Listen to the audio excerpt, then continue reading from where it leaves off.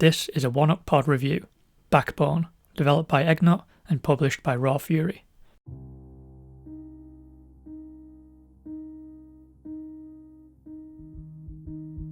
Are you coming home tonight? The time is passing by.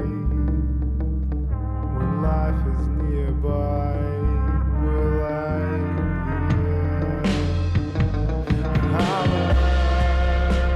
Have you ever wondered what it might be like if Raymond Chandler grew up to be a furry? Well, wonder no longer. Backbone is here to answer that really weird question for you.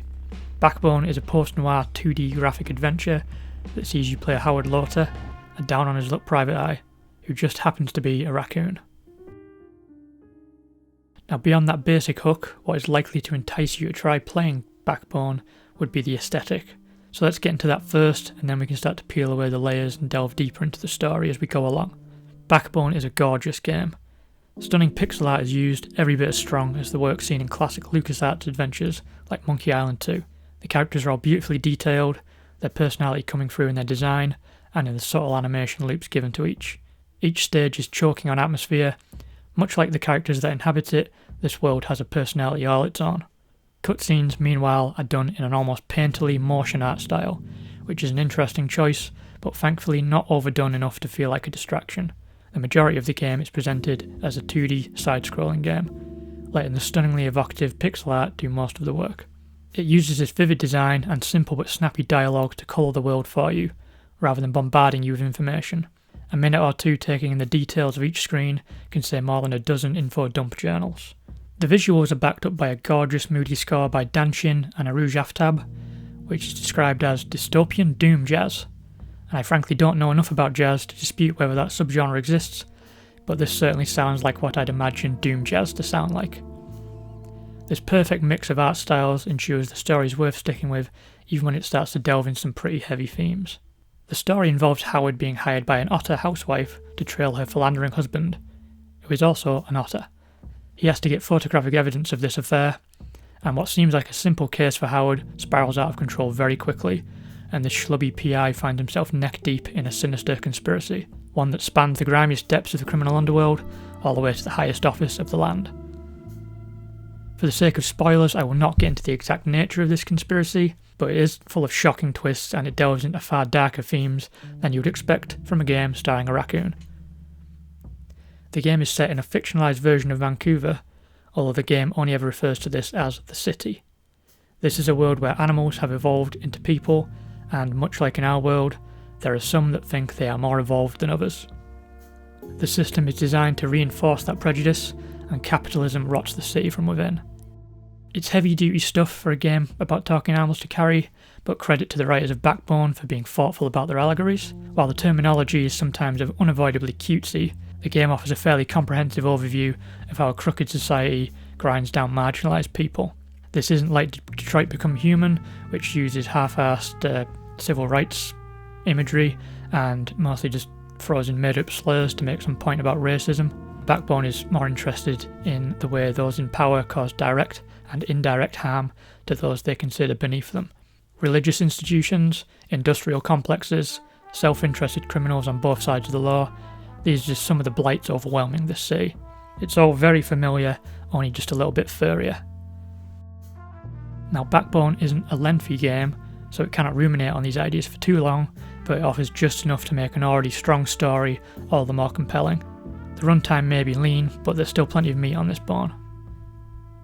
It's a really straightforward game to play as well. The control scheme is adapting a simplified latter period point and click style, where button presses were contextual rather than relying on large menus of options, and it replaces the mouse clicks with key presses. It's basically a left and right key for movement, one interaction key, and then you've got your objectives and inventory key. There's also a crouch key for some brief moments of simple but well implemented stealth. Overall, each stage is linear in its design and progression. You are locked into a location until you complete the task required. You can't wander aimlessly and lose focus, so you won't find yourself stalling for too long trying to work out where to go next. Eventually you're going to find the right interaction to progress the story. It's a straightforward game to play and is open to all skill levels when it comes to graphic adventures. so the newbie and the veteran are on an equal playing field here. The dialogue system is also classic in its design. You get a selection of varied options, denoted by numbers, and you can choose those by either clicking the relevant key or using your mouse. So at least the mouse has something to do for some part of this game. It's not feeling completely left out, which is nice for the mouse, I think. You will sink into a good groove with this game as you play, from the easy to grasp controls to the uncomplicated storytelling, and remain gripped by the stunning design choices. And that's when Backbone will hit you with a pretty shocking turn. I will not get into the specifics of this turn, I won't even hint at what tone it takes, but it's irresponsible to avoid this topic. The knowledge of this turn might determine whether you want to give Backbone your time and money. Now this moment is actually hinted at early on in the game, but it still does not fully prepare you for how extreme this shift is going to be. It doesn't even feel right to call it a shift, to be honest, because a shift suggests a smooth transition, whereas this is more like the minecart snapping off the rails, somersaulting in the air, and landing on a completely different track. The stunning visual presentation and mastery of tone remain, and do a great job of presenting a willing player with enough consistency to stay with this story. But if you just want James Ellroy's Zootopia, this will leave a lot to be desired. Personally, I love it when wildly different genres smash into each other at high speeds, so Backbone kept me compelled throughout. The ending, however, may frustrate even those happy to go along with the ride. I will again avoid spoilers, but it needs to be noted that the game ends with a lot of plot threads left dangling, awaiting a possible sequel. As the game's world and surprising story twists kept me gripped throughout, I am quite receptive to the idea of a sequel, but some people may bristle at the lack of resolution here. So if any of this sounds remotely intriguing to you, then Backbone comes with a high recommendation from me. And if you're on a little bit on the fence about it, you can always play the prologue, which is free on Steam and GOG right now. Backbone is available on PC right now on all major digital storefronts, and is also available on Game Pass for PC. It will be coming to PlayStation, Xbox and Nintendo Switch later this year. Thank you for Raw Fury for providing the code. And thank you for listening, and remember to get a life and play video games.